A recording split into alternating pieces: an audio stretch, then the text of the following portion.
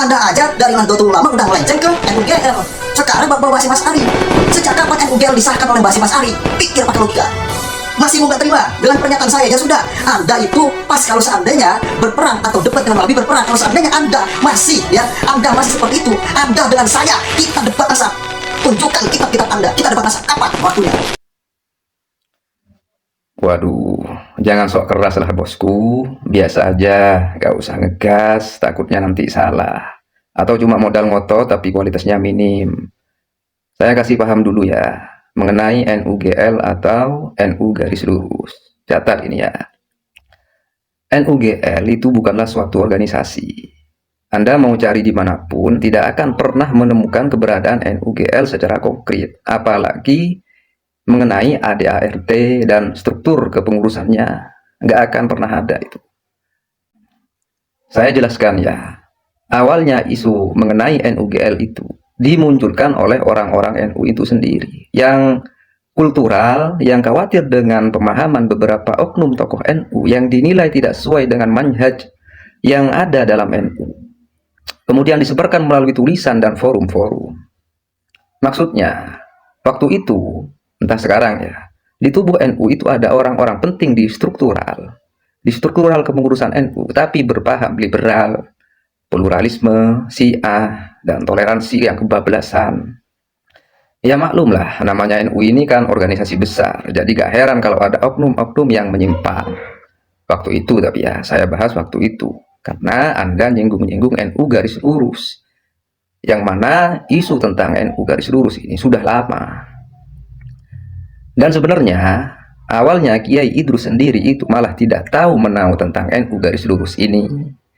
Cuma kebetulan waktu rame-ramenya isu NUGL, ada kiai-kiai NU seperti Kiai Idrus Ramli, Buya Yahya, dan Kiai Lutfi Basori yang memang sering mengcounter pernyataan-pernyataan nyeleneh yang dilakukan oleh beberapa tokoh, yang kebetulan tokoh-tokoh tersebut berada di struktural NU.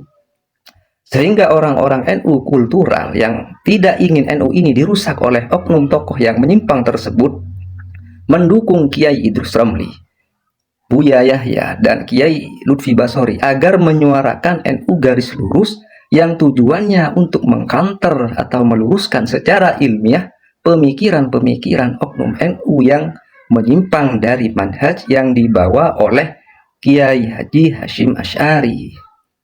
Bukan untuk melenceng dari NU. Makanya kalau ditanya sejak kapan NUGL disahkan oleh Mbah Hasyim, ya nggak ada. Zamannya Mbah Hasyim itu kapan, NUGL itu kapan. Dan pastinya Kiai Hasyim tentu akan meridhoi kalau orang-orang NU itu istiqomah dengan ajaran NU dari awal, meluruskan paham-paham menyimpang. Tentu Kiai Hasyim akan meridhoi.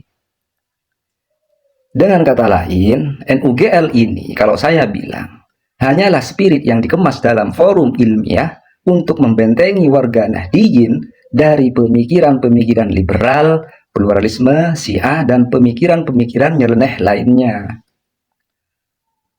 Oh ya, Anda tahu nggak kalau waktu itu di NU itu ada oknum yang mengatakan bahwa non-muslim juga masuk surga, semua agama benar, dan lain-lain sebagainya.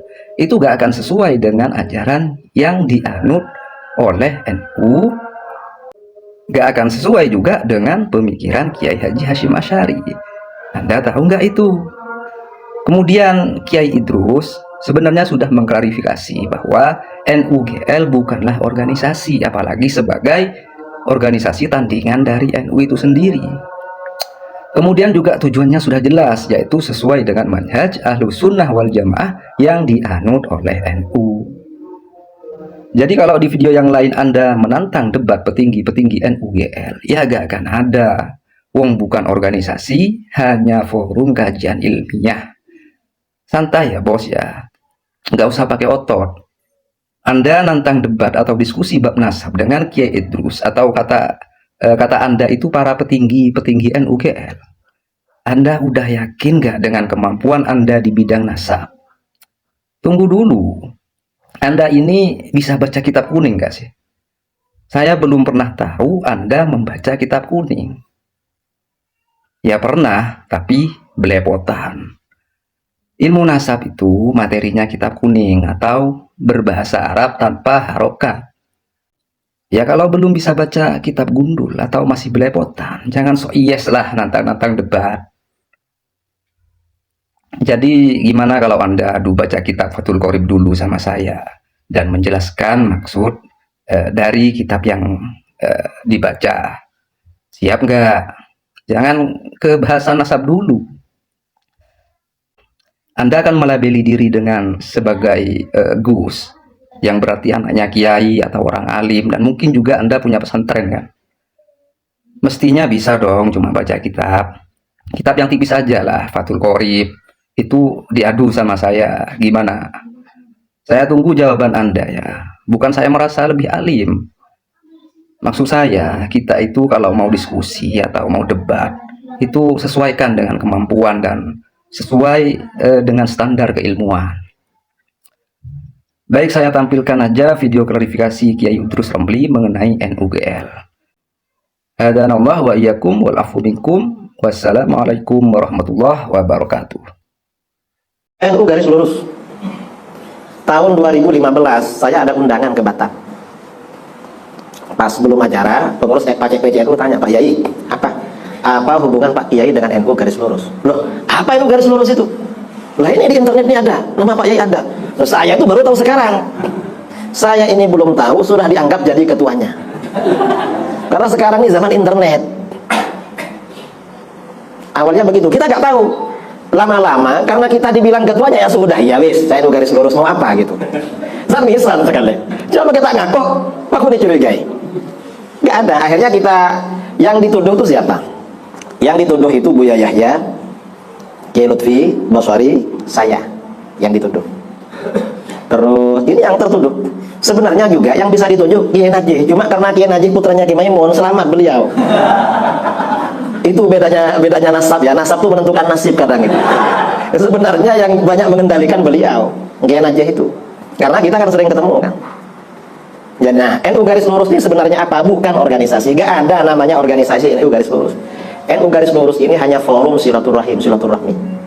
Dan ini anggotanya tidak terdaftar. Mengapa? Karena gak ada pendaftarannya. Ini jalan sendiri terserah. Di mana-mana, Pak Yai, saya juga NU garis lurus katanya. Ya sudah kalau begitu. Mau apa lagi? Dan ini kajiannya ilmiah. Tujuannya apa namanya? Silaturahim, ya, silaturahmi para ulama dan warga Nahdiyin kultural yang masih ingin istiqomah di dalam akidah Ahlussunnah wal Jamaah, tidak terpengaruh dengan Wahabi, Syiah, Hizbut Tahrir maupun Liberal.